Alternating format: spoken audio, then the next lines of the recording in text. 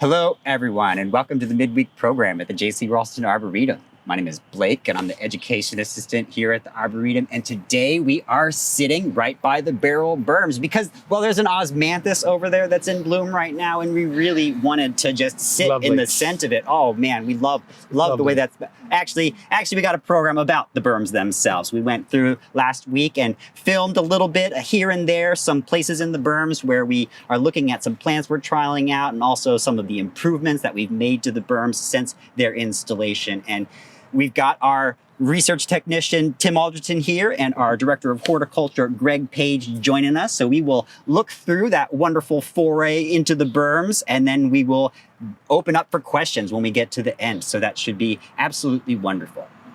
Those of you watching this on YouTube, please like this video and subscribe to our channel, and feel free to leave a comment down below. And with the announcements out of the way, I will get started with our pre-recorded segment on the berms.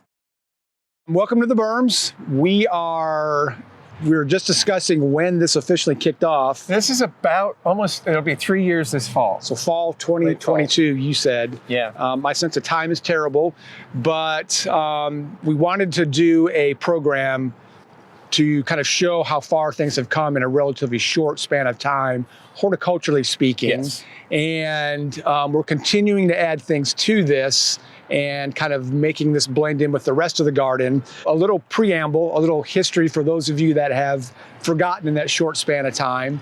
In the fall of 2022, we decided to clean up this mostly research part of the garden where we literally had rows of things along the fence line that JC had planted to kind of evaluate.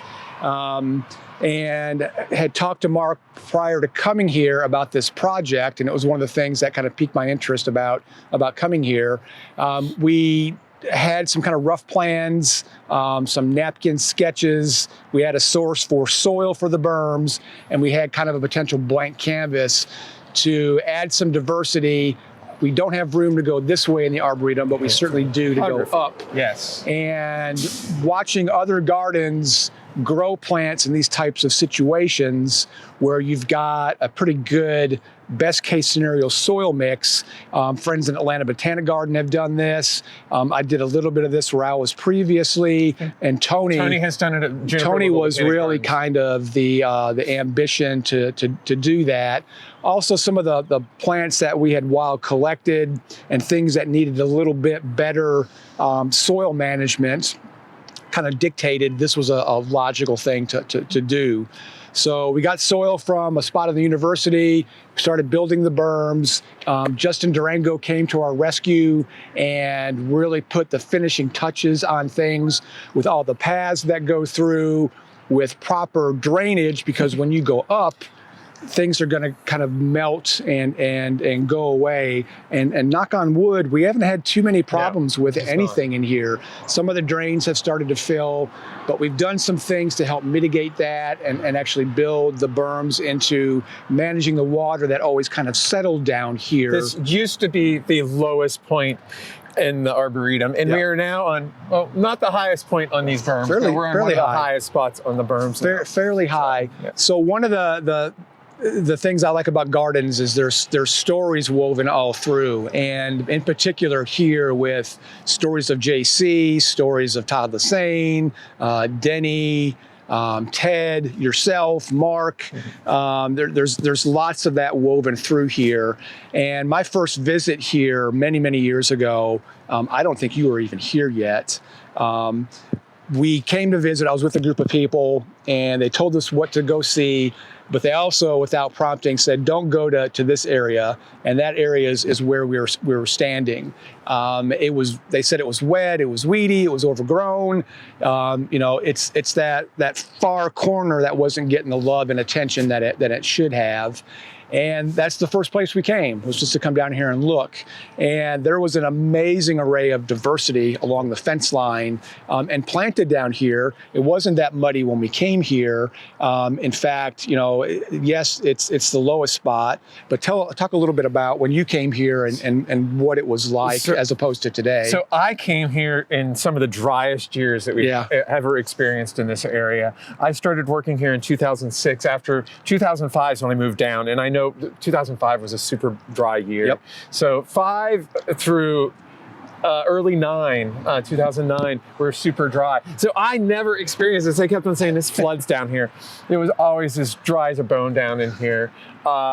Then we did have some wet years after that, and it did flood a little bit, but no worse than any other spot when we'd have a heavy rain. And it kind of rehydrated the place. Yep. But the trees that were down here, there was some bald cypress, we had a metasequoia, we had hollies, we had magnolias, aesculus. So these were all fairly tolerant of all of those conditions that they were getting there. I was told had been peaches down here, some of Denny Werner's peaches, I can't imagine. which fell over because they, of course, hated I can't imagine. which that's very understandable. Yeah.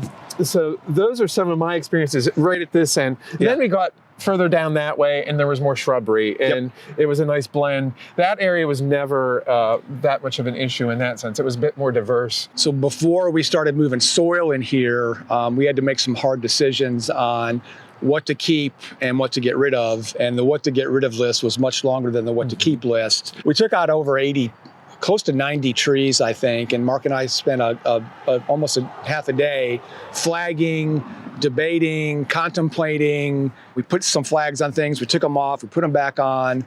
But we had some help getting rid of all those, cut those down, stump ground, did a light grading, and then we started bringing soil in. But some of the things that we left, there's some sentimental interest in that, and just kind of stories. This planera over here was something that Todd Lassane found, and Todd was a friend of both of us. A passionate, rabid gardener, JC's right arm for several years. I wanted to find a way to keep that here. It's an interesting tree. You don't see it that often. It's a good urban tree, and I may be overly sentimental, but I think since we've done this work and we've cleaned up here, it seems to me it to be much happier. Oh yes, definitely. It's rounded out already. It's rounded out. It looks nice. I think it's kind of found a renewed life. Now that people are coming by here and seeing it, it's getting some attention that I think it was overdue. So much so that we're going to have to do some pruning as it's reaching over the fence towards the road. I want to be proactive before somebody from the city comes in and just boxes it up. But stuff like that was kind of a no-brainer when we were figuring out what to leave. So we still have to kind of manage where the water's going. There's still a lot of water from the upper part of the Arboretum coming down here. So there's some loose plans of maybe building some kind of a water feature, some kind of a catchment to keep the water on site and use it instead of it going into the drain system. So there's a lot of things kind of tied. You walk through here, you see the pretty plants, you see the nice paths, but there's a lot more kind of going on. We're going to take a bit of a sentimental journey. We're going to show you some things that have really surprised us in terms of the rate of growth, things that we didn't think would make it, that made it, things that we thought would made it, didn't make it. Some of the things that we're doing to join this part of the garden with the rest of the garden. We'll look at all of those as we kind of go through this journey here in the Berms this morning. So we're going to start right where we kind of began the introduction and look at a few things. We'll wander down through the garden here. But one of the methods to the madness, Tim and I went plant shopping. Yeah, we have a very diverse nursery that has anything and everything. And our cup runneth over. We were ready to get some things in the ground. This was a logical place to do it. We wanted to kind of blend things together so that we had colors and textures and interest. This is very much a 30-mile-an-hour landscape in addition to people walking through it. There's a lot of traffic on Barrel Road, along the fence line, and we wanted that short journey to kind of pique people's interest, give them vistas and views through the garden, which is important, and kind of entice them to come and visit. So some of the diversity that we picked from or some new introductions that we run across. These are some of Tom Rainey's. This is Ilex crenata Glow Pop, a very, very bright, well-behaved Ilex crenata. It's supposed to get only like 2 to 3 feet tall by 2 to 3 feet wide. We had him in the nursery nursery. We weren't quite sure what we wanted to do with them. This was a logical place to put them because we knew they would be successful in the soil and also add some color against kind of the backdrop of what was going on here. And we've taken advantage of the topography that we have in here now, because this was also flat before. We have these slopes, which gives us additional planting space. And we were able to tuck in these smaller plants around other larger plants then that way.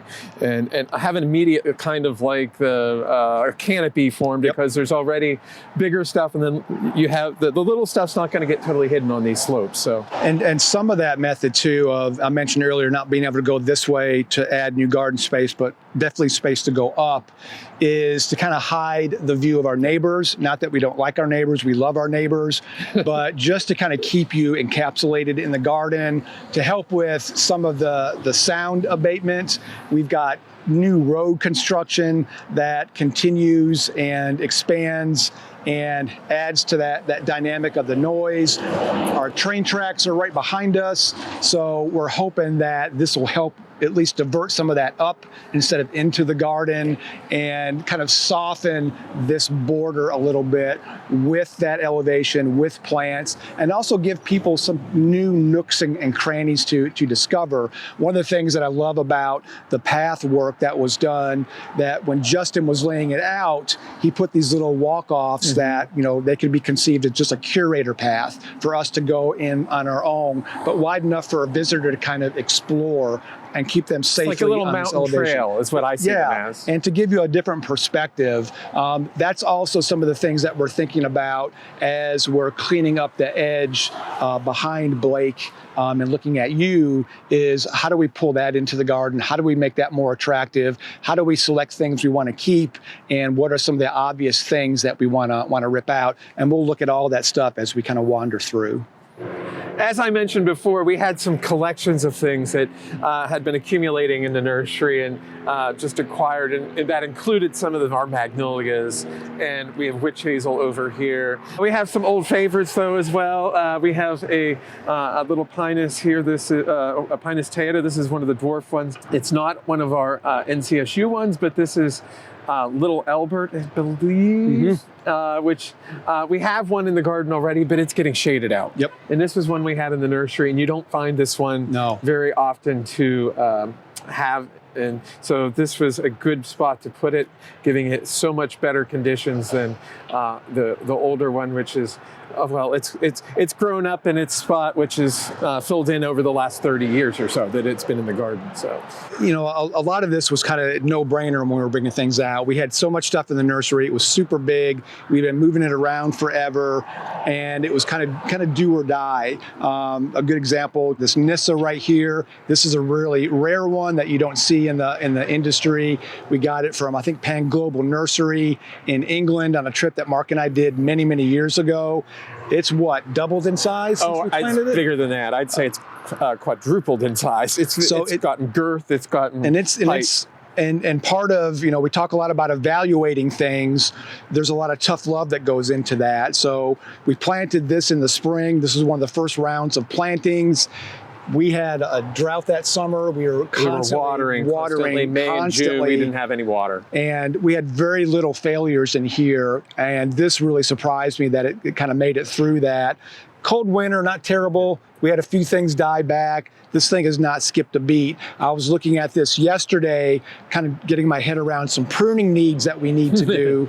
And this is something that we need to make some decisions on as it's growing really quickly, so that we don't have branches pull itself apart. We're paying attention to that structural needs of these new plants. And we'll do a lot of that through here, probably in the fall when things are starting to slow down a little bit, but something that we really want to stay ahead of. And as we walk through, we'll kind of highlight some of those things. Some of the magnolias that are in here are some old favorites. I try at every opportunity to plant a magnolia here in the garden where we can.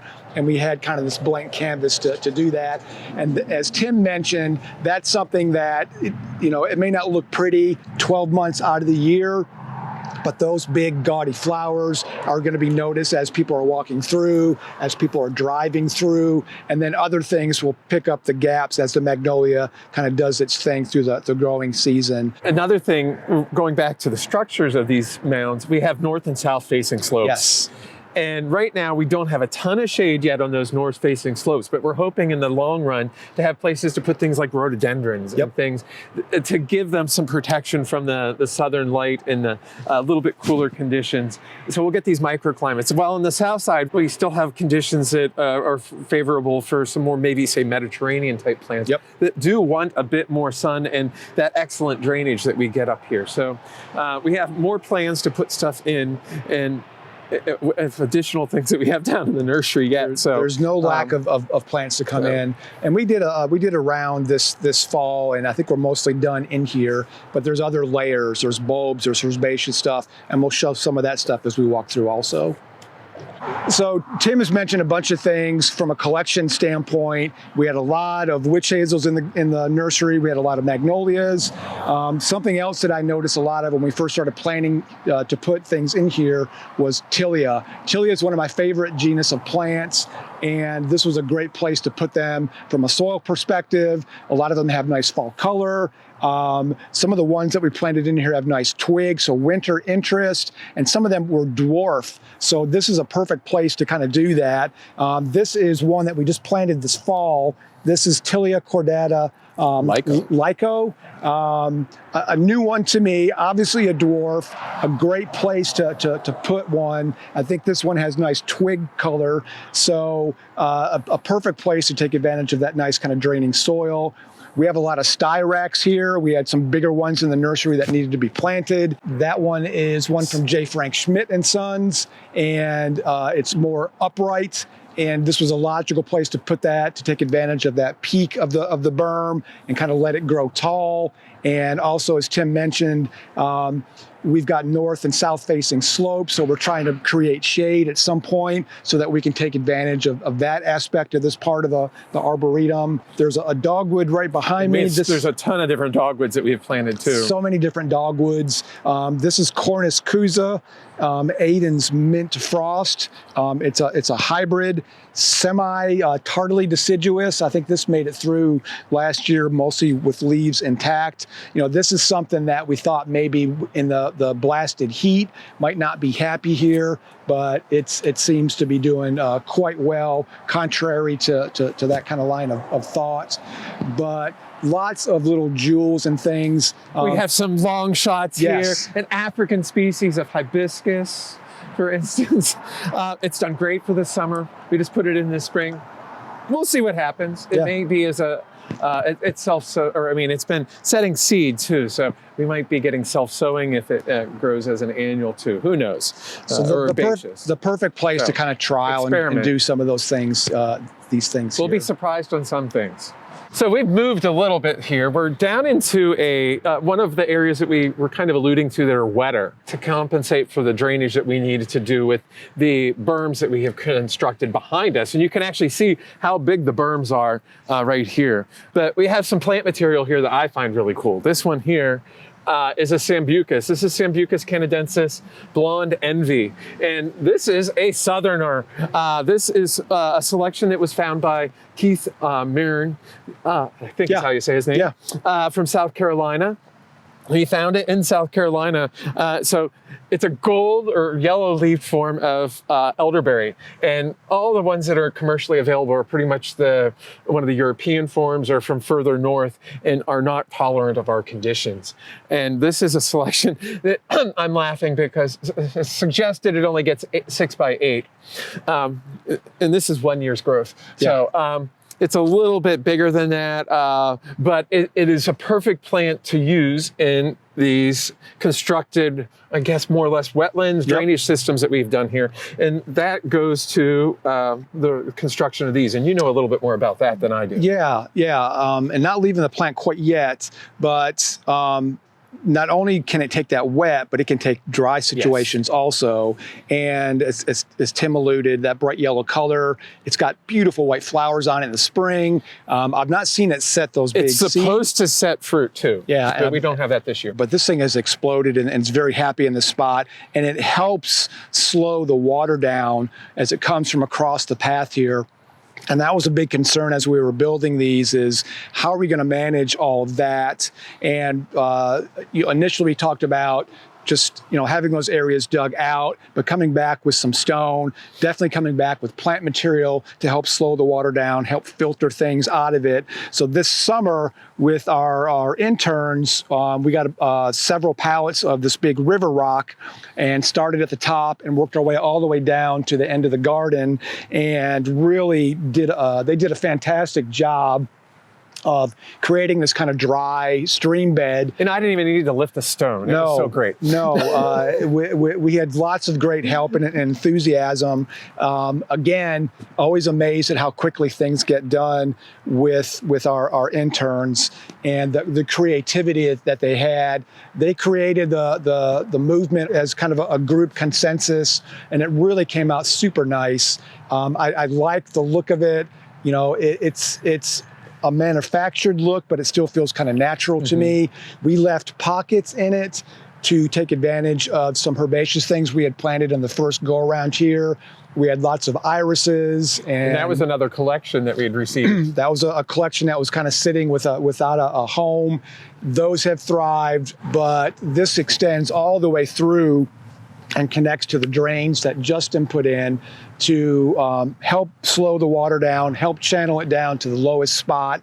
And also it kind of hugs along the paths here as you kind of work your way down through this lower part. Gives some nice definition then. It gives nice definition. And what Tim said about this spot that I like, it really gives you a perspective, me at least, at how much soil we had to bring in here to create this effect. So, we're standing at kind of the base here, and all of this was added and sculpted and compacted so that we would have paths and the paths wouldn't sink. It's all worked out very, very well and has really grown into a really pretty part of the Arboretum. It's exploded out of the ground. I know. That was in a gallon. A gallon pot. That was in a gallon. So here's a keeper. This is a plant that was here originally. Carpinus betulus fastigiata, yeah? No, not fastigiata. No. Pendula. Pendula. Fastigiata is upright. A weeping European carpinus. And initially, when we were flagging things to remove, this is a fairly common tree in most gardens. I've trimmed this one I don't know how many times over the decades. Yes, it's a favorite. But, when we were thinking about editing and adding things, it was like, okay, this is just a garden variety, very common plant. Initially, we thought about cutting it down, and then we decided let's leave it, and if we don't like it, we can remove it later. So when Justin came in to kind of put the finishing touches on things here, he called me over and he said, I want to prune this tree. Tell me what you think. And he had the idea, because it's so weeping and sculptural, that put a path through it so that people could walk underneath it. And I've talked about this when we've done the tours here. This was Morgan, one of our interns last year, one of her favorite plants. I think it's worth mentioning again because when you come in and explore the garden, we want you to have an opportunity to engage with the plants without causing them harm or damage. But this is definitely a way to do that, to kind of go underneath it, see that sculpture and texture that it has. That nice weeping form adds a lot to this part of the garden and kind of softens the paths as you come through and ties you to the rest of the garden, which I really want that point to come across so that it all kind of has symmetry and it kind of joins together.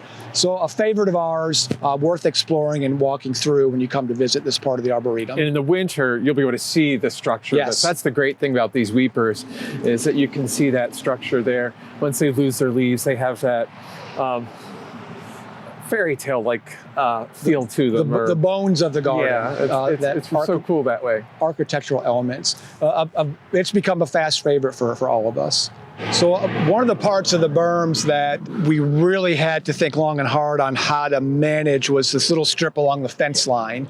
And eventually, hopefully in the not too distant future, we'll extend the nice brick column NC State fence that we started a couple years ago, connect that so that we've got that one completed vision coming down along Barrel Road. So this area may be in transition. We tried to leave enough room for that inevitability.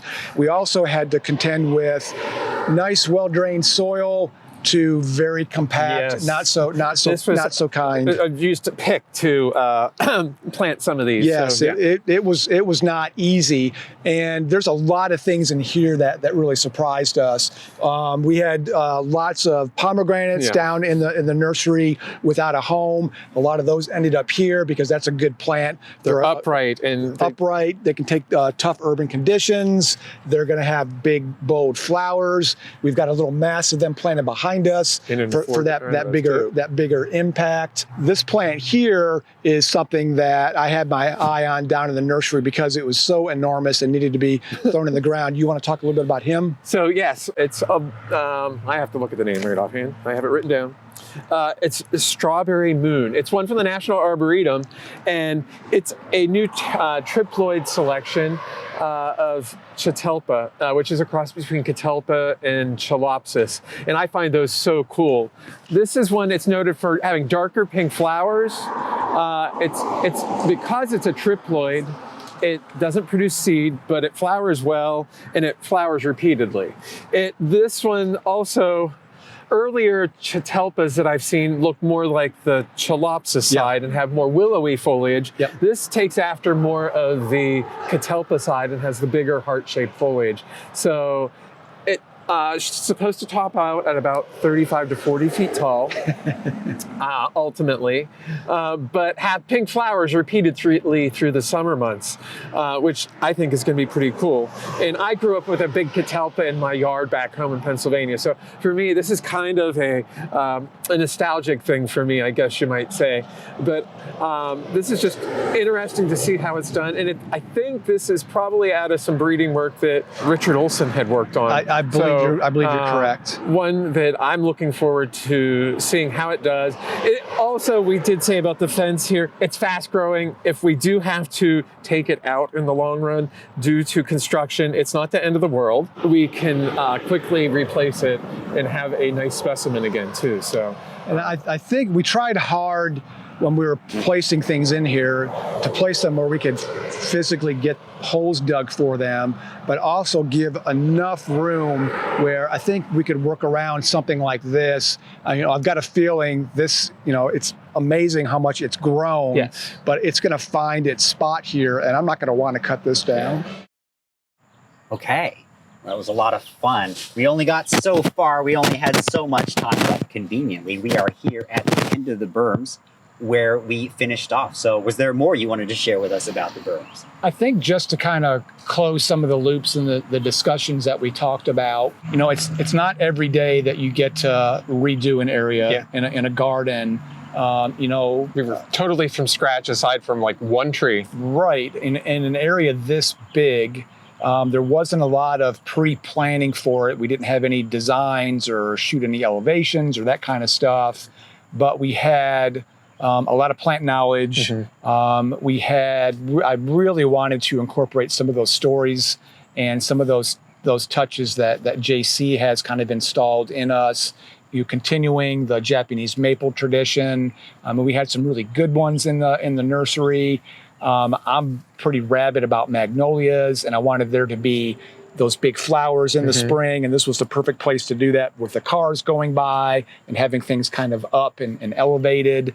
I really wanted to take advantage of the spirit of JC evaluating things, because this was like one of the last remnants of areas that he kind of touched and did some things in, and had things kind of lined up, 5 magnolias, 5 hollies, and different things.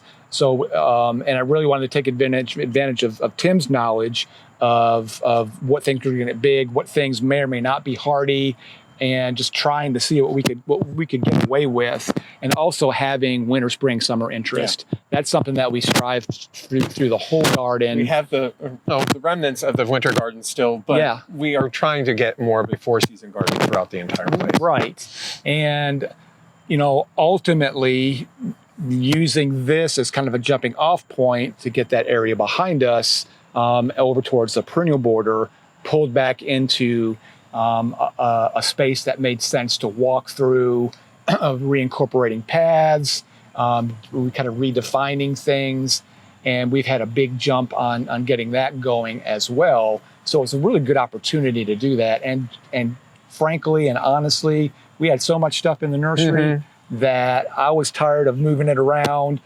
Sophia was going to skin us all alive if we didn't get things out of the nursery and out here. As we call it, shopping. I always say we have a liberal return policy though too. Right, so right, and it's fun doing that with each other.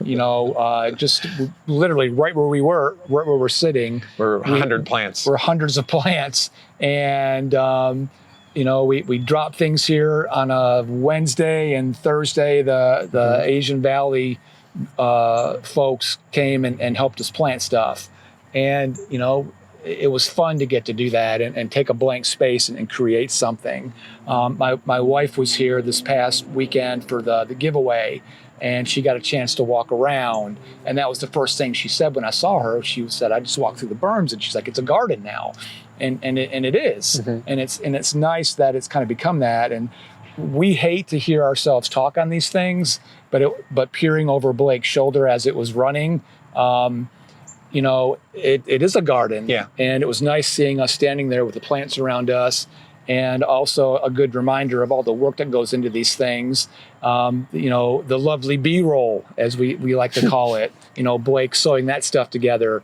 And it was like, wow, that's a pretty picture. That's, we kind of helped build that, and it's a place for people to kind of enjoy it and walk through now. So, and it's also a good reminder to, you can always come back and see something different at different times of the year. Yeah. The light in the morning when we did the filming, it's so pretty early in the morning. We were complaining about it because we couldn't see each other, but it's really pretty there. And that, or we had a shadow over time. Right. And with the sun lowering in the skies, we ease into shorter days, things kind of highlight and look better as a nice cool breeze blows across us. So it's a reminder also to come look and see what we're doing. If you come visit, you'll see a lot of flags in the ground right now. And part of the reason for that is those are things that we just planted, and to help remind us that we need to keep them watered. I use that word liberally, Evan has been keeping an eye on this, so that it's still a work in progress too. So be patient with us. And going back with Evan, I've tried to keep myself out of this area a lot this year. Yeah. And for me, I limited my time over here on purpose, and getting over to walk back over here after a year, it has been a major transformation. Oh my goodness. And seeing how much stuff has grown and how much new stuff Evan has thrown in the last couple of weeks. It's nice. It's nice to get that opportunity to add to a garden that's got history and not a lot of space to change and do things. And it goes back to our mission and harkens to why JC started doing things here. And it's cool to be a part of that. But it's a work in progress. We're still adding things.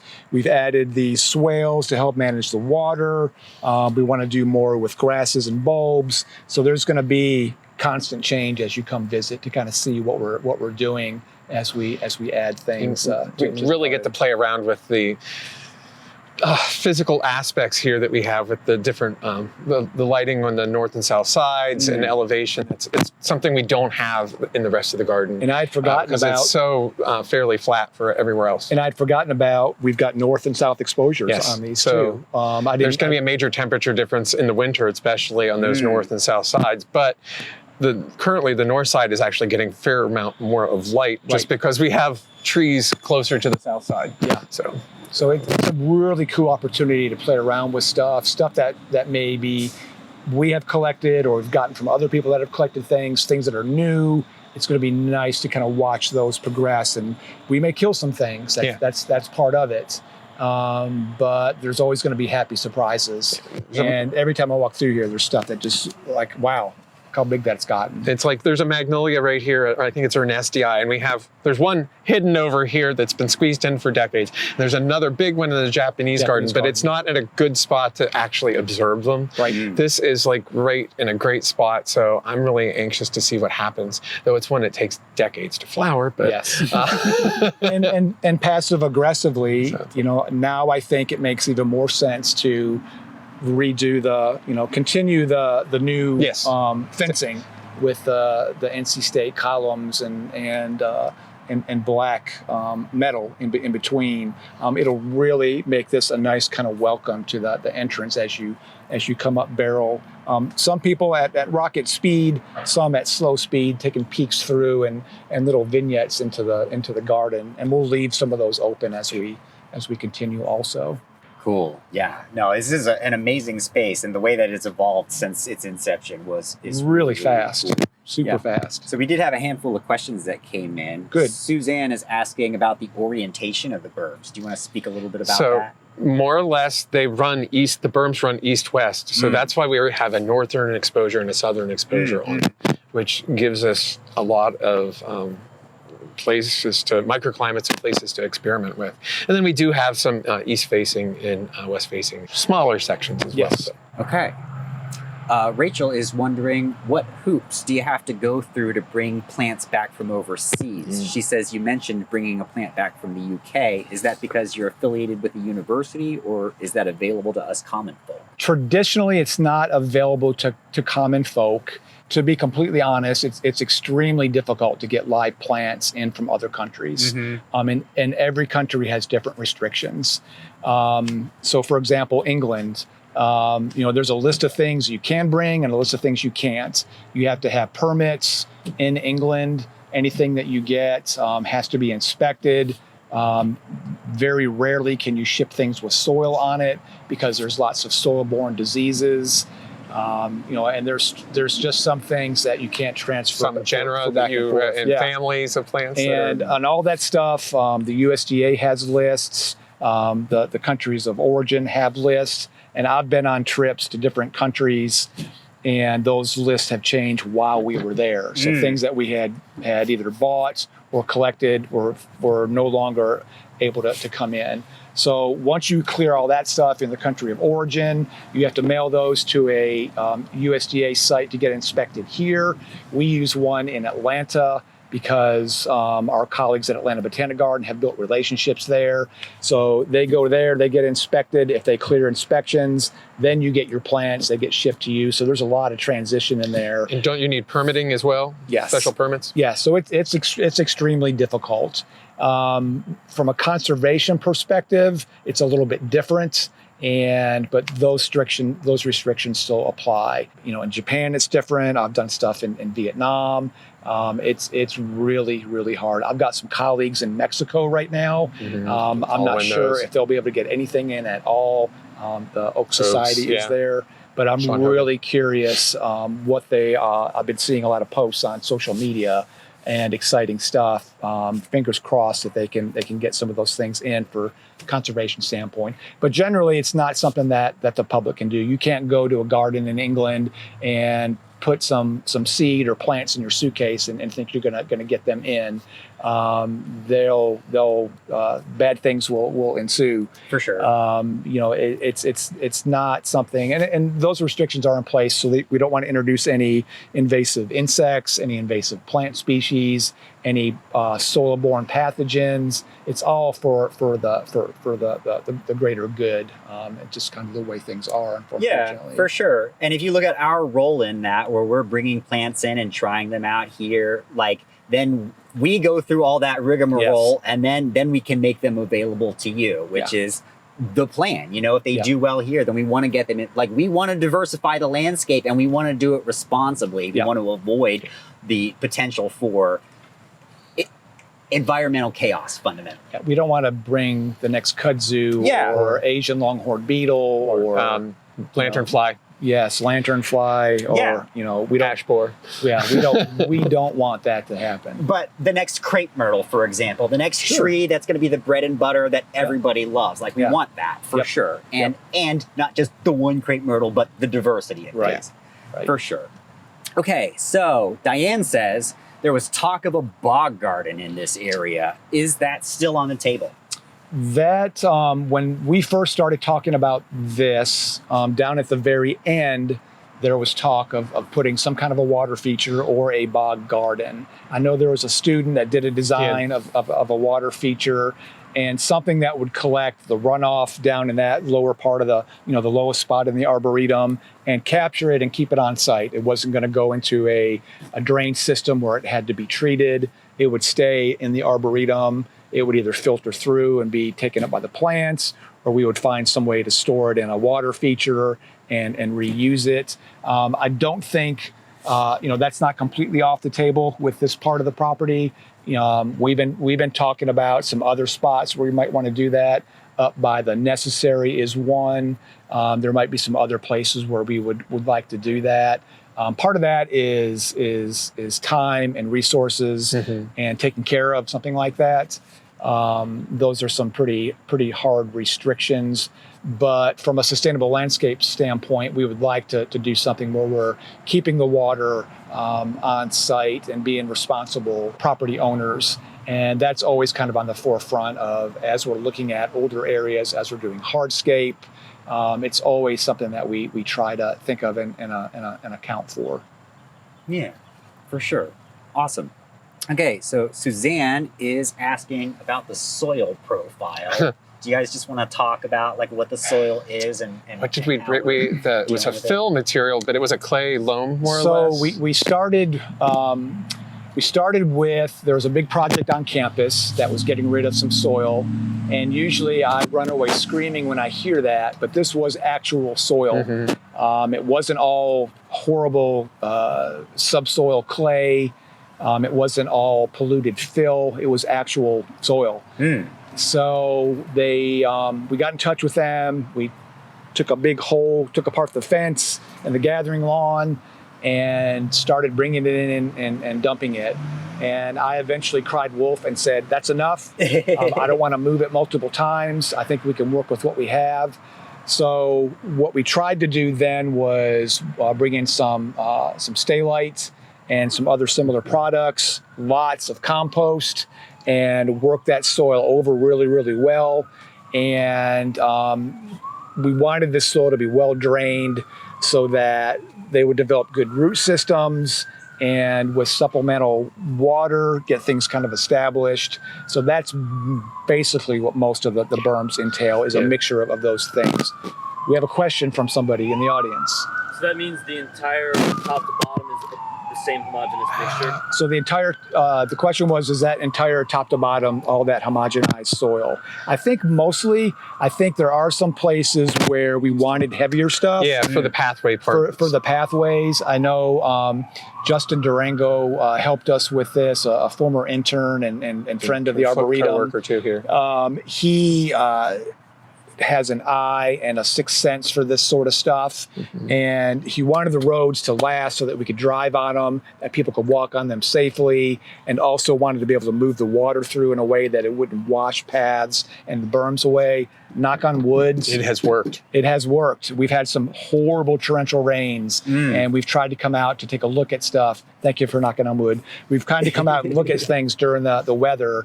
And one thing that we have to do now is keep an eye on the drains, because they will fill in with a little bit of stuff, silt and mulch, but it's worked. I mean, it went through in a rather its infancy last summer of 2024 when it had the build up to Helene, which we had like 8 or 10 inches each month in June, July, or July, August, September. And so there was no issues with any of that. And then here in late June and July, into early August, we also had similar conditions.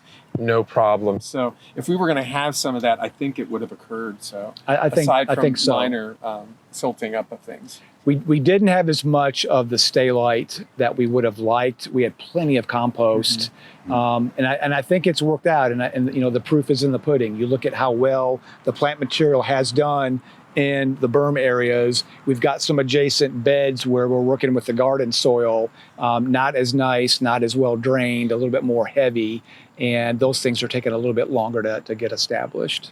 Yeah. So the best case scenario for nice, good drainage, and we put that organic layer back once a year. We mulch. We pretty try to heavily. mulch at least once, but the newer areas we've been keeping up with that. Yeah. I used to be able to, I'd be happy every 18 months to get something. Yeah.